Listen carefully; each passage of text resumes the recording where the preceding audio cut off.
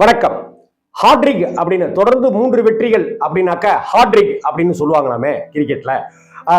கிரிக்கெட்ல மட்டுமா இல்லை மற்ற விஷயங்களையுமான்னு தெரியல. நம்ம சினிமாவை எடுத்துக்குவோம். அது மாதிரி நம்ம சூரியனை, எல்லோருக்கும் பிடித்த சூரியனை ஹாட்ரிக் அடிப்பாரா? இப்ப சினிமா வட்டாரத்துல அதுதான் டாக். ஏட்ட கூட என்னுடைய நண்பன் 2-3 பேர் கேட்டாங்க. நானும் அதுக்கான பதிலை சொன்னேன். சரி, அதை ஒரு வீடியோவாவே பேசிட்டா என்ன அப்படின்னு தோணுச்சு. வெற்றிமாறன் அவர்கள் விடுதலை தருவதற்கு முன்னாடி இருந்த சூரியனை வேற. சூரியனுடைய சினிமா வாழ்க்கையை விடுதலைக்கு முன் விடுதலைக்கு பின் அப்படின்னு தான் பிரிக்கணும். விஜய் சேதுபதி சார்லேருந்து ஆரம்பித்து, சிவகார்த்திகேயன்லேருந்து ஆரம்பித்து எத்தனையோ நடிகர்கள் கூட வெண்ணிலா கபடி குழுவிலேருந்து ஆரம்பித்த சூரியோட பயணம் காமெடி நடிகராக, துணை காமெடி நடிகராக, சூரியன் நடிக்கிறாரு அப்படின்னாக்க கதாநாயகனே காமெடி செய்பவராக அப்படின்னு எல்லாமே வந்தது. சுந்தர் சி சார் அவர்களுடைய படங்கள்னாலே காமெடிக்கு ரொம்ப முக்கியத்துவம் கொடுக்கப்பட்ட படங்கள். அப்படி சுந்தர் சி அவர்களே கூட சூரியனுடைய காமெடியை ரசிச்சு எல்லாம் படம் பண்ணியிருக்காங்க. இப்படிப்பட்ட ஒரு சூழ்நிலையில வருத்தப்படாத வாலிபர் சங்கமா இருக்கட்டும், ரஜினி முருகனா இருக்கட்டும், எத்தனையோ படங்கள் சூரியனுடைய காமெடியை தனிப்பட்ட முறையில கவனம் ஈர்க்கிற வகையில தான் இருந்துச்சு அப்படின்னு பார்க்க வேண்டியிருக்கு. இன்னும் சொல்ல போனா அந்த படங்கள் எல்லாமே சூரிக்காகவே கூடுதலா நம்மளை ரசிக்க வச்சுது அப்படிங்கிறதையும் நாம ஒத்துக்கத்தான் வேணும். இப்படிப்பட்ட சூழ்நிலையில இருந்த ஒரு காமெடி நடிகர்னு கொண்டாடப்பட்ட ஒரு கேரக்டர் ஆர்டிஸ்டாகவும் காமெடி நடிகராகவுமே கலந்து கட்டி பண்ணிட்டு இருந்த ஒரு படத்துல ஹீரோ கூடவே வர கேரக்டருங்கிறதெல்லாம் தமிழ் சினிமாவில் கிடையாது. நல்லா யோசிச்சு பாருங்க. எம்ஜிஆர் கூட நாகேஷ் இருந்துகிட்டே இருப்பாரு, சிவாஜி கூட நாகேஷ் இருந்துகிட்டே இருப்பாரு, ஜெய்சங்கர் கூட நாகேஷோ வெண்ணிராடை மூர்த்தி இருந்துகிட்டே இருப்பாங்க. அதுக்கப்புறம் கமல் சார் கூடயும் ரஜினி சார் கூடயுமே பார்த்தீங்கன்னாக்கா ஒய்ஜி மகேந்திரனோ ஜனகராஜோ அப்படியே படம் ஃபுல்லாக டிராவல் ஆகிட்டே இருப்பாங்க.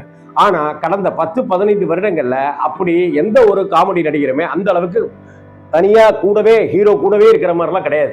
வடிவேல் அண்ணன் கூட சோலோ காமெடியா தனக்குன்னு ஒரு குரூப்பை வச்சுக்கிட்டு அடி துவம்சம் பண்ணிட்டு இருந்தாரு, ரகலை பண்ணிட்டு இருந்தாரு. ஆனா கவுண்டமணி அண்ணனா செந்தில் இருப்பாரு, அப்படிதான் இருக்கும். ஏன் இன்னும் சொல்ல போனா கவுண்டமணி அண்ணனும் இதே பாணி தான். சத்யராஜ் கூடவே இருப்பாரு, விஜயகாந்த் கூடவே இருப்பாரு, பிரபு கூடவே இருப்பாரு. அப்படிங்கிற மாதிரி ஹீரோவுக்கு இணையா வந்துகிட்டே இருப்பாரு ஃப்ரேம்ல. நடிகன் மாதிரி படங்கள் எல்லாம் எடுத்துங்களேன்.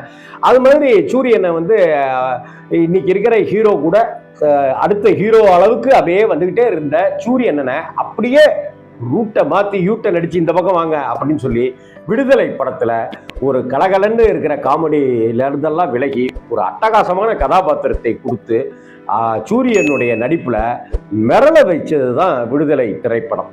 அந்த விடுதலை படத்தினுடைய தாக்கத்திலிருந்து நம்மளால மீள முடியல, சூரிய அண்ணனுடைய கதாபாத்திரத்திலிருந்து நம்மளால மீள முடியல.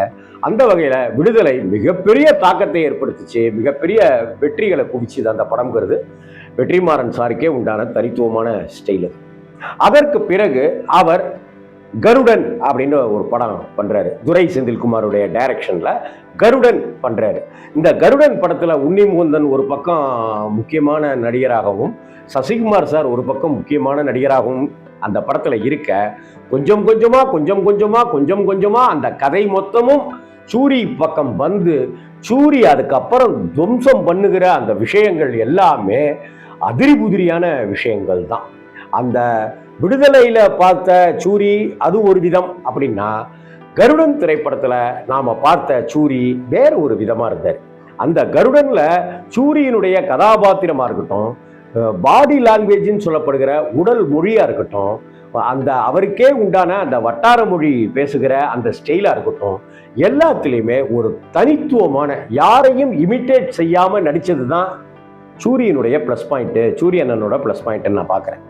அந்த வகையில விடுதலை ஒரு வெற்றியை கொடுத்தது போலவே கருடன் திரைப்படமும் வெற்றியை கொடுத்தது. இன்னும் சொல்ல போனா மிகப்பெரிய வசூல் சாதனை எல்லாம் பண்ணுச்சு.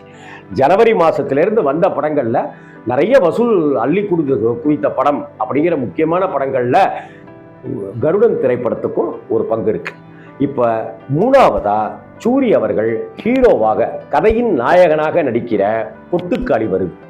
இந்த கொட்டுக்காளி சிவகார்த்திகேயன் தயாரிக்க கூழாங்கல் அப்படிங்கிற ஒரு குறும்படத்தை தாண்டிய ஒரு படத்தை கொடுத்த PS வினோத்ராஜ் அவர்கள் ரத்தமும் சதையுமாக கூழாங்கல் கொடுத்த அந்த இயக்குனருடைய இயக்கத்துல இப்போ கொட்டுக்காளி அப்படிங்கிற படத்தை கொடுக்குறாரு. சிவகார்த்திகேயன் இந்த படத்தை தயாரிச்சிருக்காரு. சிவகார்த்திகேயனும் சூரியனும் சேர்ந்து படங்களில் பண்ணின கலாட்டாக்கள் காமெடிகள் எல்லாமே நம்மளால் மறக்க முடியாது. ஆனால் அப்பேற்பட்ட சிவகார்த்திகேயனுக்குள்ளாரையும் ஒரு காமெடி சென்ஸ் இருந்துகிட்டே இருக்கும் எப்போதுமே.